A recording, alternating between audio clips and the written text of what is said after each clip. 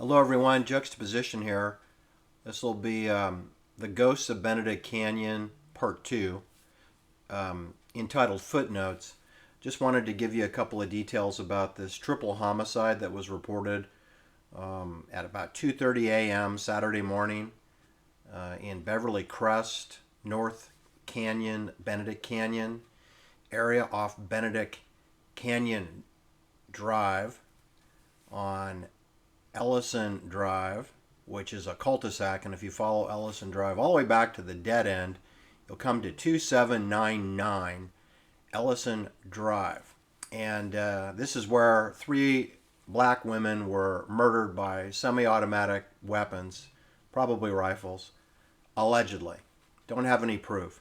And this all happened on a Friday night party that tailed into Saturday morning around 2:30 a.m. And there were four other people that were shot allegedly, and we don't have their names, and it's been over 45 days, and we have no updates whatsoever. So I'm kind of thinking this is a fake story, and that maybe three women were not murdered on Ellison Drive at 2799. I'm thinking that maybe that was fake.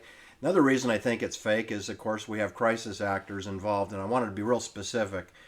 NBC was the fake news television show that showed up, on Saturday morning to report virtually no information at all, other than they didn't give you the address. I had to find that myself by scanning the entire neighborhood of RB Drive and Ellison Drive. It's pretty confusing because there's cul-de-sacs off cul-de-sacs off cul-de-sacs.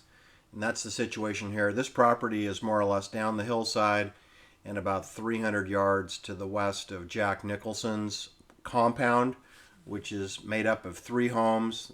The Marlon Brando property, 12,900 Mulholland Drive, which has been torn down and is basically just a swimming pool and a grassy picnic area.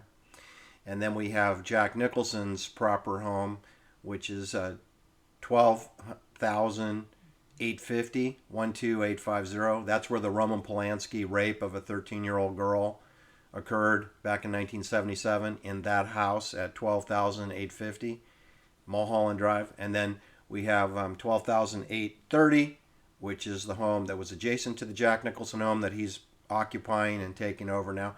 Those three homes give you about a 3-acre compound property, and that is walking distance to where this supposed murder scene was at 2799 Ellison Drive. However, there are no sidewalks. And if you wanted to go in the most direct way, you'd use Summit Ridge Drive. But you can't because it's gated, and that gate is locked and closed at Mulholland Drive. It's also gated and secured at least two other locations down the hillside from Mulholland Drive, again along Summit Ridge Drive. So if you want to go off-road and go behind the people's yards, you could do that. And I'm telling you, it's under 500 yards from Jack Nicholson's property. All right, and we had this crisis actor that was that I think is completely fraudulent. Rachel David, who appears to be about mid-20s, 27 years old. She's wearing a collar, a dog collar that's spiked. Like she's some kind of a submissive female, but she's got the spike collar, and she's being interviewed by NBC because she's presenting herself as a young woman who lives in the neighborhood, which is code for Ellison Drive cul-de-sac, and that she was returning home just minutes after this semi-automatic gunplay, which would be about 2:30 a.m. in the morning, right? So you got a 27-year-old woman coming home, at 2:30 a.m. in a neighborhood that she couldn't possibly afford to live in, because the cheapest home in this neighborhood is over $3 million. And she's wearing a dog collar, okay? So I don't think she's exactly what you call the perfect demographic profile of a real estate buyer in Benedict Canyon. But anyway, be that as it may, she said that she told police that she lives in the neighborhood and they told her to go home right away. But she didn't give her address. So I Googled Rachel David, and guess who came up? A very prominent Indian actress with British educated indoctrination. So I'm going to say that the Rachel David that was interviewed allegedly in Benedict Canyon in Beverly Crest below Jack Nicholson's property on Ellison Drive was none other than a Hollywood, India, Bollywood actress who goes by the name of Rachel David, which sounds kind of Jewish to me.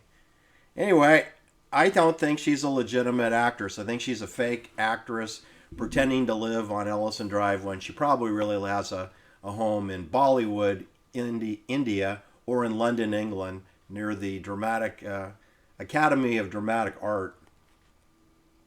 All right, well, let me just move on. Where have we seen this story before, where you have a supposed multiple murder in Benedict Canyon, and we had crisis actors? Well, we had the Sharon Tate, Abigail Folger murders on early morning, around midnight to 1 o'clock in the morning. We had the murders of Sharon Tate, Abigail Folgers, and Wojtek Frykowski, Jay Sebring. That was on August 9th, 1969. Okay? And that was around, 1 o'clock in the morning when those bayonet murders, those NATO soldier bayonet murders occurred. But the next day, that same day, August 9th, NBC, the same crew that interviewed Rachel David, the NBC crew, obviously it's 50 years later, so it's different people, but it's the same network, NBC, which is part of RCA, which is our radio frequency. Anyway, they show up and they interviewed Seymour Kott and Maureen Serot, who allegedly live at 10070 Cielo Drive, which is right outside the gate of the murder scene, which at that time was 10050 Cielo Drive, where Sharon Tate was murdered. And the first home outside the gate is Seymour Kott. Now, it turns out Seymour Kott is a renter. He's not an owner. He just moved in a few weeks ago, and he's interviewed. And when asked if he heard anything, he said that he was entertaining guests that night that left around midnight, and he heard nothing. Oh, and then when pressed, did you hear anything? He said, yes, I heard the sounds of cats meowing, but that sounded like it was coming from down below in the canyon.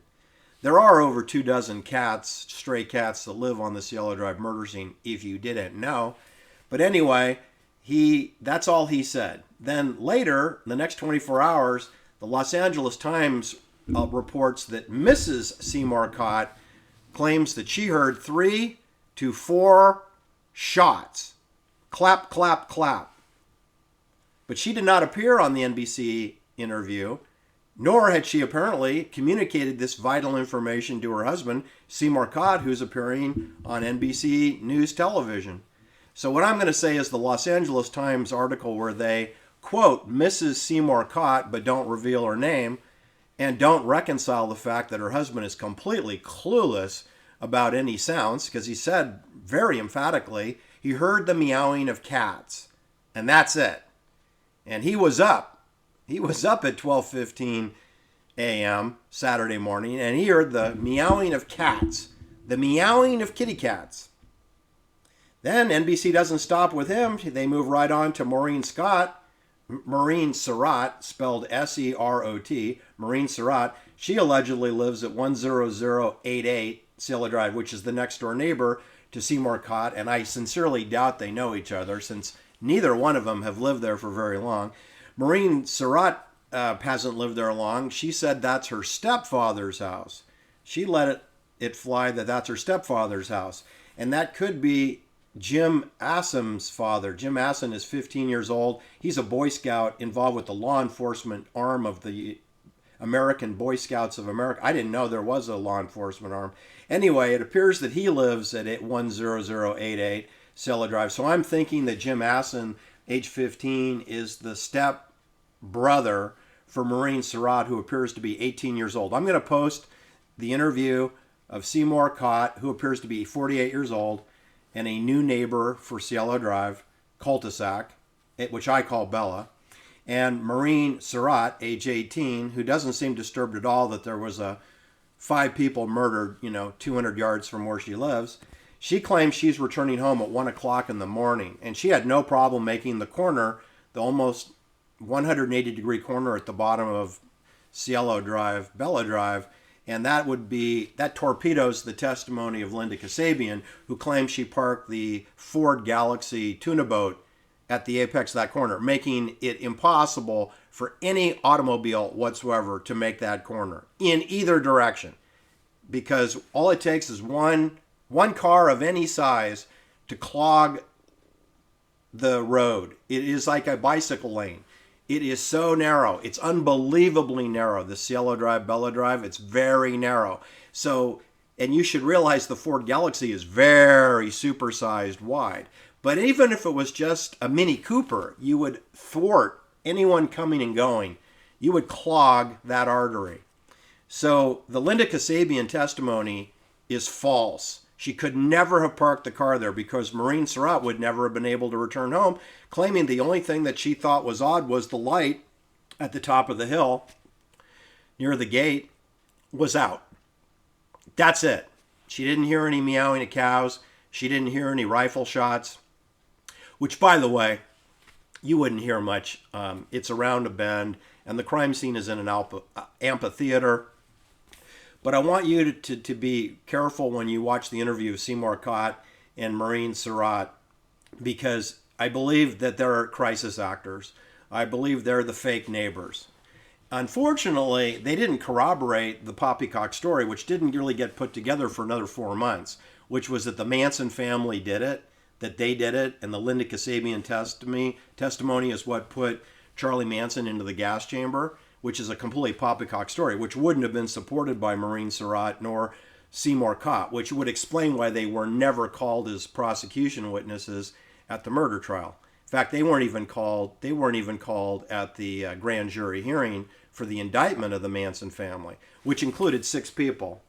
When you add Linda Kasabian into the mix, it's Susan Atkins, it's Patricia Krenwinkel, it's Charlie Watson, it's Charlie Miles Maddox, renamed Manson, it's Leslie Van Houten, and then it's Linda Kasabian, whose husband Robert has been relocated to Buenos Aires, which is a CIA colony. Buenos Aires, Argentina. That's where Jim Jones had a home. That's where Jennifer O'Neill, a 8-time divorced Hollywood actress, grew up, in Buenos Aires. So you got Jim Jones hanging out there, Jennifer O'Neill, a 8 times divorced Hollywood actress who was starred in Summer of 1942, and you have Robert Kasabian, who works with the Straight Satan's drug-dealing CIA motorcycle group, and he's married to Linda Kasabian, who comes the star witness for the prosecution, the witness who witnessed nothing. There wasn't a single witness who testified that they saw anyone murder anyone ever in the Manson trial. No witness, no murder weapon was found. They did introduce weapons. They weren't murder weapons. They were props, but there wasn't a single murder weapon. There wasn't a single eyewitness. And there were no defense witnesses called. There was no defense provided. That's deliberate on purpose because it's maritime law and you're not permitted to defend yourself. And the Manson family was convicted. Something that was made for television that never existed in real life. 5 people got the gas chamber based on poppycock. All right, so I'm going to call Seymour Kott a crisis actor. I'm calling Maureen Serot a crisis actor. They didn't really harm anything. They're just there to add drama to a horrific murder in Benedict Canyon, which is a military complex. Then we go out about 4 months, and you get out to the first week in December, and then we get Disney involved because no good fake CIA story can get far from Disney Corporation. So we have ABC News, and we have Al Wiman, and he appears on the Channel 7 news team. And after hearing the testimony of Linda Kasabian and Susan Atkins during the grand jury, which would have been Friday, December 5th, and Thursday, December 4th, 1969, when they heard the story of changing clothes. So the crack reporter, Al Wiman, who I'm calling a complete clandestine CIA crisis fraud, Al Wiman says, based on that testimony and the article written in the Los Angeles Times, we drove the distance from the Cielo Drive where Linda Kasabian alleged that she parked the car, the Ford Galaxy, and we drove 6 minutes and 20 seconds to 2901 Benedict Canyon Drive. Looked over the guardrail, and what do you know? We found several pairs of blue jeans and several dark sweatshirts. Fascinating. So must be the clothes that the Manson family changed out of atop Benedict Canyon, just below Mulholland Drive. Yeah, so I Googled 2901 Benedict Canyon. Do you know it's 500 feet away from where Ann Margret was living? Ann Margret, and she moved in after Humphrey Bogart and Laurel Bacall, a Jewish girl from the Bronx. Laurel Bacall, a Jewish girl from the Bronx, New York. She lived, a much younger woman who's married to Humphrey Bogart. They lived at 2707 Benedict Canyon Drive, off Benedict Canyon Drive, cul-de-sac. And they live 500 feet away from where the Manson family's clothes were found. Wow! What's the mathematical probability that that could happen? Ann Margret was living at the home at the time of this fake news story. Okay, it's a fake news story for many reasons. First of all, there never was a Manson family. Number two is NATO soldiers killed Sharon Tate, not Charles Watson. But in any case, you wouldn't wear sweatshirts on a heat wave night. August 8th and August 9th and August 10th was a heat wave in Los Angeles with the average temperature over 95 degrees. And you're not going to wear sweatshirts to go bayonet people 174 times. Sweatshirts aren't going to work. Number two is Al Wiman's crack police work, even though he's an ABC crisis actor, doesn't make sense because it is 3 miles from the crime scene to get to where this 2901 Benedict Canyon Drive is. It's 3.5 miles. And if you drove at 25 miles an hour, you barely make it. And that's very difficult to average 25 miles an hour when you have several stop signs and several 180-degree corners.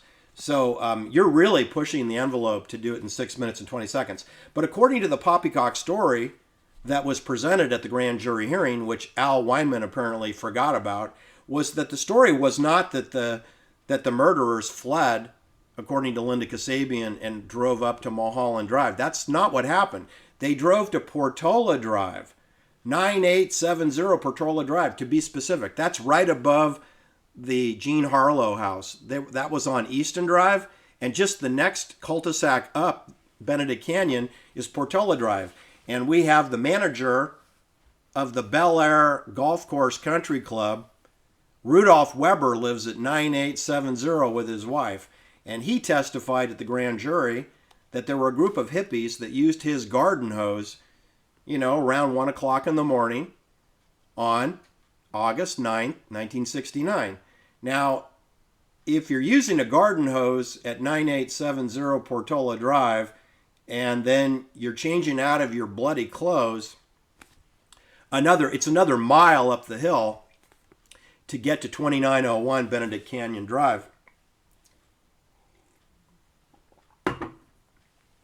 Actually, you know what? It's 2 miles. It's 2 miles up the hill from Rudolph Weber's house to where the clothes were found. It's a 2-mile drive. Anyway, you're going to waste 10 minutes to 15 minutes on Portola if the poppycock story is to be believed, which means that Al Wiman's poppycock story of finding the clothes based on a 6 minute, 20-second drive is completely torpedoed, okay? It's completely torpedoed. It's a totally torpedoed story because the thing is that they detoured on Portola Drive. So this concept that they fled the scene, changed their clothes at 2901 Benedict Canyon Drive is torpedoed by the fact that Rudolph Weber, who testified at both the murder trial and the grand jury indictment, he testified that a group of hippies used his garden hose. Now, he never identified Charlie Watson or Patricia Krenwinkel, never. Even though he was pressed hard by Aaron Stovich, the lead prosecutor, he refused to identify Charlie Watson or Patricia Krenwinkel or Susan Atkins. He never identified them. And the reason that he didn't is because they were not present using his garden hose, nor were they present at the murder scene. Okay, so now I'm now indicting the Los Angeles Times, ABC News, NBC News in the Manson family hoax cover-up. Okay? Because they're in the poppycock anchored bias business of creating drama where none exists, and the concealment of a NATO Gladio bayonet attack in Benedict Canyon, which is a military complex town built with terraces and benches and gated exits that you have to have the cipher code to get in and out. And right there is Humphrey Bogart and Laurel Bacall and Ann Margret and Jack Nicholson and Roman Polanski. And what I also wanted to tell you is this address where Ann Margret was living when this fake news story about finding the dark sweatshirts that had stains on them as if that's blood and several pair of blue jeans.